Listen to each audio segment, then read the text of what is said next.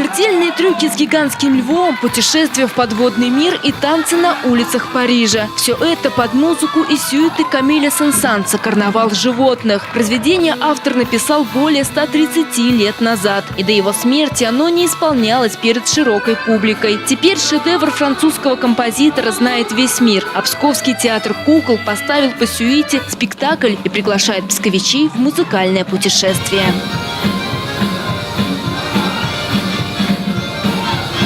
Во время представления на сцене задействована вся труппа Псковского театра кукол. Актеры танцуют, смеются, руководят куклами и увлекают зрителя в мир классической музыки. Дети и взрослые становятся свидетелями невероятных превращений и сами участвуют в музыкальной сказке. Дети очень хорошо смотрят. Мне кажется, еще за счет того, что у них есть возможность разговаривать на спектакле. Здесь есть возможность обсуждать, смотреть и общаться друг с другом, и тем самым они не отвлекают нас, они не отвлекают других людей, они наоборот поддерживают атмосферу вот этой такой парижской улицы, живого общения. Кроме артистов и зрителей в спектакле участвуют десятки кукол – ростовые, тростевые и перчаточные. Их создали в театральной мастерской по эскизам художника из Санкт-Петербурга Андрея Севбо. Он и главный режиссер Александр Заболотный поставили музыкальный спектакль без слов впервые на сцене кукольного театра. Собственно говоря, нет слов, у композитора нет слов, у нас тоже нет слов в спектакле.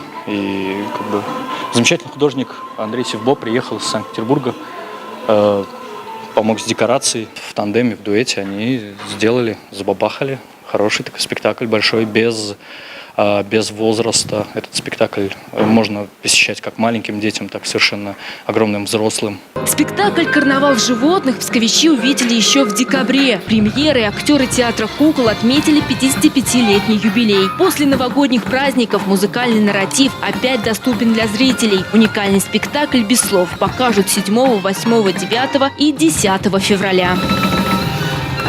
Александра Иванова, Константин Матейко. Новости Псков.